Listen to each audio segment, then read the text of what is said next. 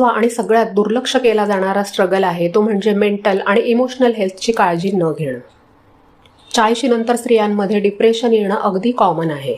Anxiety येते, mood swings होतात, कारण नसताना रडू येतं.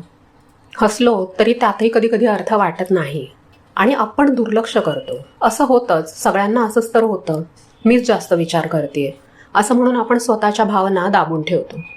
पण हे चुकीचं आहे.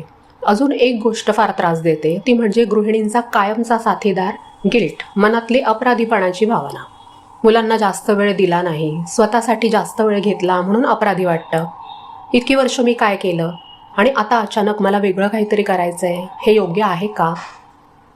घरातले बाहेरचे काय म्हणतील, अशा बऱ्याच गोष्टी मनात यायला लागतात. पण एक सत्य नेहमी लक्षात ठेवा, तुम्ही जे केलं, ज्या प्रेमाने घर सांभाळलं ते कमी नाहीये. त्यावेळी तुम्हाला जितकं समजत होतं, जशी परिस्थिती होती त्यानुसार तुम्ही वागलात. त्यामुळे गिल्टला, अपराधीपणाला मनात धरून बसू नका. कधीतरी स्वतःलाही प्राधान्य देणं योग्यच असतं ना. थोडीफार भीती वाटणं ही सुद्धा ह्या वयातल्या गृहिणींमध्ये कॉमन आहे, खास करून नवीन काय करण्याची भीती. ह्याच्यावर एक छोटा उपाय सांगते. पुढच्या 24 तासात एक छोटंसं काम करा जे तुम्ही खूप दिवसांपासून भीतीमुळे टाळत होतात. फक्त एक. ते बँकेचा फॉर्म भरायचं असू दे, किंवा एखादा छोटासा कोर्स जॉईन करणं, किंवा असं काही जे तुम्हाला आत्ता आहात तिथून पुढे नेईल. अजूनही काही गोष्टी करू शकता, ते म्हणजे तुमच्या इमोशन्सला स्पेस द्या. रडायचं असेल तर रडा, काही लिहावंसं वाटलं तर मनातल्या गोष्टी लिहून काढा, एखाद्या मैत्रिणीशी बोला. आणि ज्याला गरज आहे त्यांनी प्रोफेशनल हेल्प जरूर घ्या. थेरपिस्टला, काउन्सिलरला भेटणं ह्यामध्ये लाज वाटण्यासारखं काहीच नाही आहे. तुमची दाढ दुखत असेल तर डेंटिस्टकडे जाताना, मग तसंच मन दुखावलं गेलं तर थेरपिस्टकडे जाणं योग्यच आहे.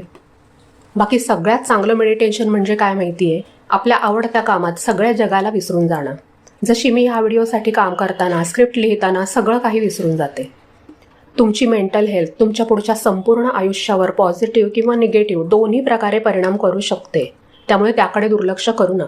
6वा आणि शेवटचा पण महत्त्वाचा स्ट्रगल असतो समाज किंवा सोशल लाईफ आणि नवीन ओळखी. इतके दिवस मुलांच्या शाळेमुळे त्यांच्या मित्रमैत्रिण्यांच्या आया ह्याच आपल्या मैत्रिणी होत्या. पण एका टप्प्यानंतर त्यांच्याशी सुद्धा संपर्क तुटतो किंवा कमी होतो. जुन्या मैत्रिणी पण कधी कधी कामामुळे संपर्कात राहत नाहीत. 40 नंतर आपल्याला वाटतं, आता मला कशाला कोणी पाहिजे, मी एकटीच ठीक आहे. पण हे खरं नाही. आपल्याला कनेक्शन हवे असतात, नवीन मैत्री हवी असते. आपल्यासारख्या स्त्रियांशी संपर्क पाहिजे असतो, ज्यांच्या आवडीनिवडी, स्वभाव आपल्यासारखे असतील, ज्यांच्याशी आपण बोलू शकतो. त्यामुळे कुठेतरी जॉईन व्हा.